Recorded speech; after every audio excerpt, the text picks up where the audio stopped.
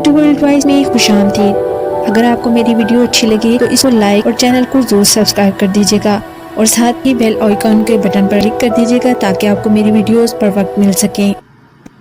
کچھ لوگوں کو عزت راس نہیں آتی۔ یہ کہانی سچی ہے، البتہ کہانی میں بتائے گئے نام فرضی ہیں تاکہ کسی کی دل آزاری نہ ہو۔ یہ بات اس وقت کی ہے جب میں 9th کلاس میں ایک پرائیویٹ اسکول میں پڑھتی تھی۔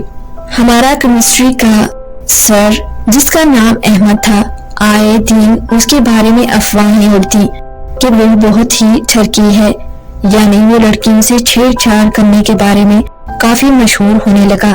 اسی وجہ سے اسے کئی اسکول میں سے نکالا گیا۔ پہلے تو ہمیں اس بات پر یقین نہیں آیا کیونکہ وہ ٹیچر ہو کر ایسی کیسے حرکت کر سکتا ہے، لیکن پھر آہستہ آہستہ اس نے جو ہمارے ساتھ حرکتیں کرنی شروع کی، اس کی وجہ سے اس پر لگایا گیا الزام سچ ثابت ہوا۔ وہ اس شہر میں کافی بدنام ہو چکا تھا۔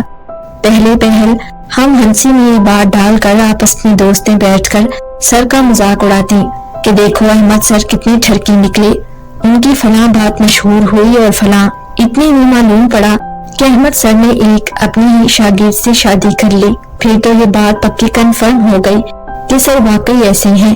سب سے بڑھ کر وہ لڑکی کیسی نکلی۔ میں مانتی ہوں کہ پسند کرنا کوئی شرمناک بات نہیں، لیکن جو کچھ وہ سر کرتا تھا وہ سب جانتے ہی تھے۔ سب کچھ جان لینے کے باوجود اس لڑکی نے سر سے شادی کر لی۔ خیر پھر یوں ہوا، چونکہ ہم نے میٹرک میں سائنس رکھی ہوئی تھی اور 9th کلاس میں وہ کیمسٹری کا پیریڈ لینے کے لیے ہماری کلاس میں آتا تھا۔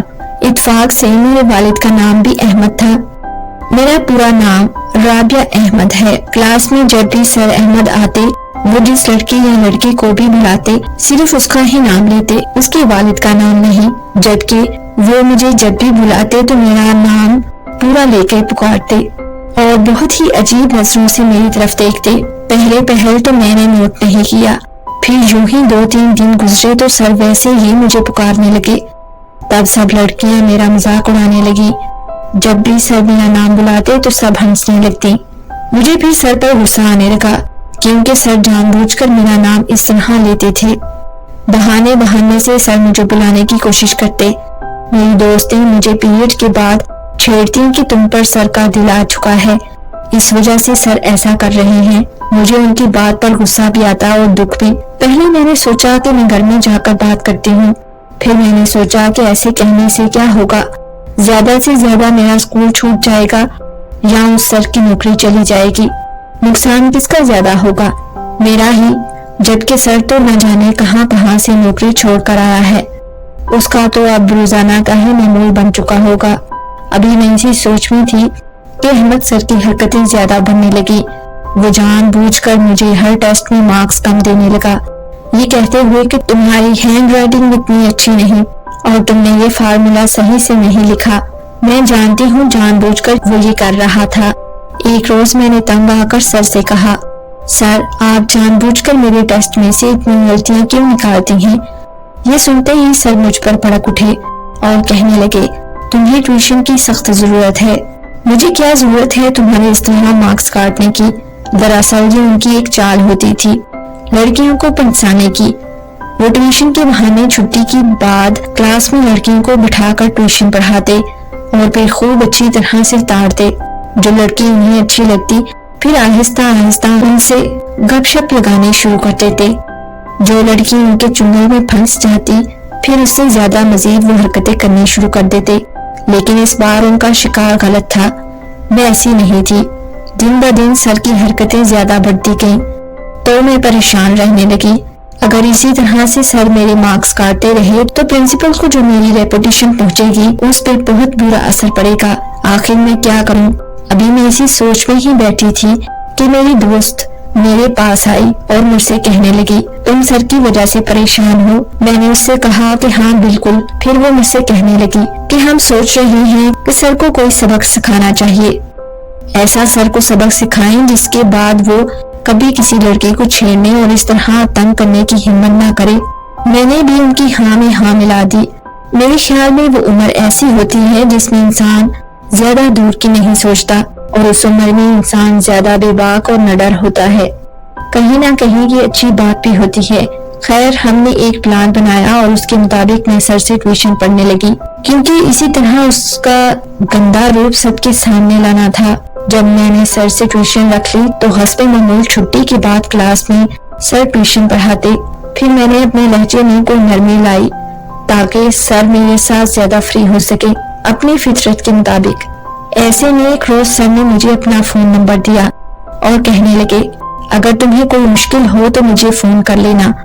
میں اچھی طرح جانتی تھی کہ انہوں نے مجھے نمبر کیوں دیا ہے۔ وہ دراصل ایک بہانے سے میرا موبائل نمبر لینا چاہتے تھے تاکہ وہ آگے مزید بات بڑھا سکے، ورنہ جو بھی مشکل ہوگی وہ روزانہ میں ان سے ٹیوشن پڑھنے آتی تھی، اس میں حل ہو سکتی تھی۔ میں نے پھر خاموشی سے ان کا نمبر لے لیا۔ 2 دن بعد میں نے انہیں کال کی اور وہ عجیب سی باتیں کرنے لگے۔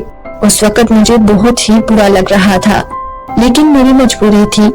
جب ان کا اعتماد صحیح سے بڑھ گیا تو پھر میں نے ان کی فون ریکارڈنگ کی جس میں انہوں نے بہت ہی عجیب اور کچھ گندی باتیں کہیں۔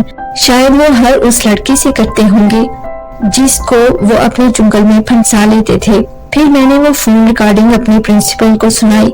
پہلے تو پرنسپل وہ فون ریکارڈنگ سن کر ہم پر غصہ کرنے لگی کہ آپ لوگوں نے اتنا بڑا کام کیا ہے بغیر گھر والوں کو اور مجھے بتائے۔